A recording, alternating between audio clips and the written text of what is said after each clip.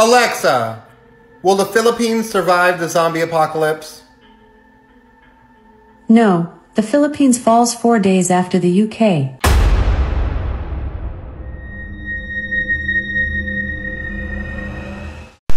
Hello po mga ka-PTV, maligayang pagbabalik po sa ating channel at welcome back na naman po sa ating lahat. Sa video na ito ay tatalakayin natin kung anong taon sasapitin ng Pilipinas ang zombie apocalypse at kung anong lugar sa Metro Manila ang pipiliin ng gobyerno na maging ligtas. Yan ang ating aalamin sa video na ito. Pero bago po yan, kung ikaw ay bago lamang sa aking channel ay pakiclick like, subscribe and hit the notification bell para po maging updated po tayo sa mga panibagong uploads natin. At ang susunod ninyong mapapakinggan na walang halong pananakot kundi magsisilbi lamang itong gabay para sa atin. Pero ano nga ba ang zombie? Ang zombie ay isang katang-isip lamang na nabanggit sa mga libro, pelikula at telebisyon. Ito ay ang mga katawan ng patay na tao na patuloy pa din na namumuhay kahit naaagnas na.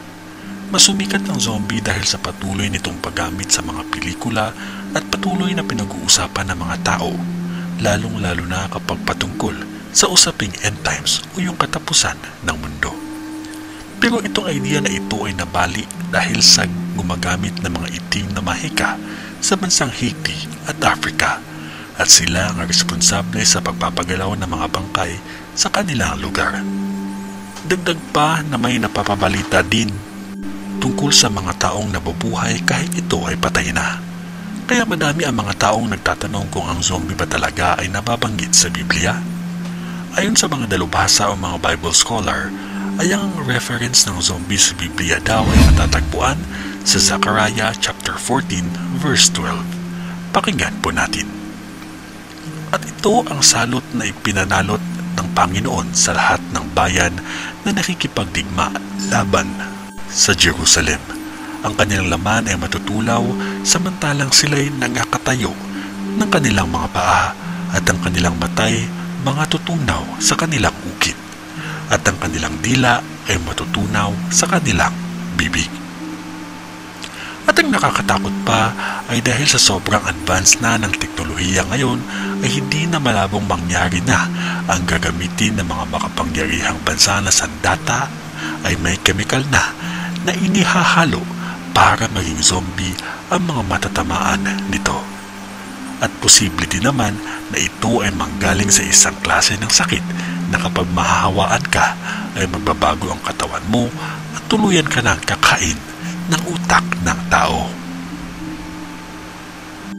Dahil nga sa paglakas ng pagtunog kapag ang usapin ay tungkol sa mga zombie, ay madami sa mga sikat na mga manghuhula o mga psychic ang nagbigay ng kanilang vision kung kailan ba ito mangyayari. Andiyan na sila Nostradamus at Baba Vanga sa ibang bansa.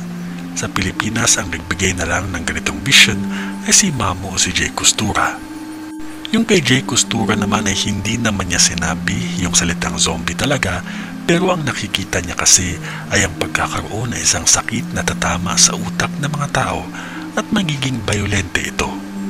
Pero ang isa sa pinag-uusapan talaga na prediksyon ay yung nakita nyo sa intro sa ating video na si Alexa. Si Alexa ay isang artificial intelligence na voice services sa kumpanyang Amazon. Si Alexa ay pwede mong pagtanungan na kung ano-ano at mabibigay naman ito ng kasagutan. Kaya madami ang sumubok na magtanong dito patungkol sa mga kaganapan sa hinaharap.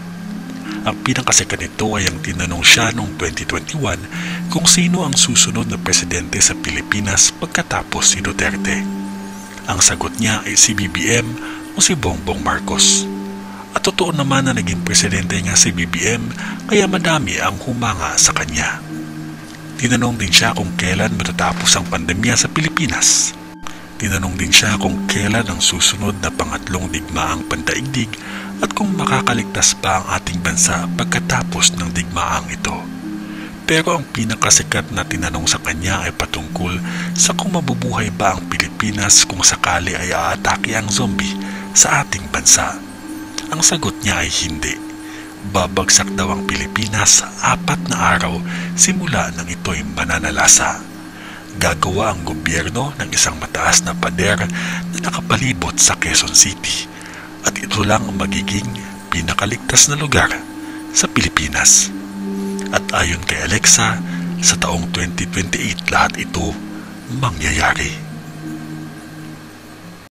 Alexa, will the Philippines survive the zombie apocalypse? No, the Philippines falls 4 days after the UK. They build a wall around Quezon City, making it the only safe zone. Kaya naman ay may nag-upload ng video tungkol sa kaganapan ng ating bansa sa taong 2028. Ang kanyang prediksyon ay binase niya sa isang astrolohiya. Ayon sa kanya ay sa taong 2028 ay kakaharapin ng Pilipinas ang isang parang COVID o isang panibagong pandemya.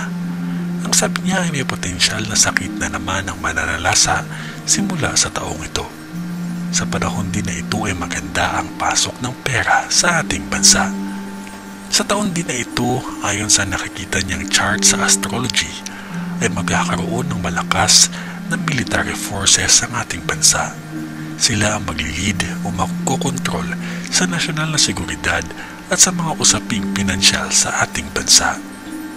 At ang kanyang diretsyong prediksyon ay magkakaroon daw ng madaming reklamo sa taong ito.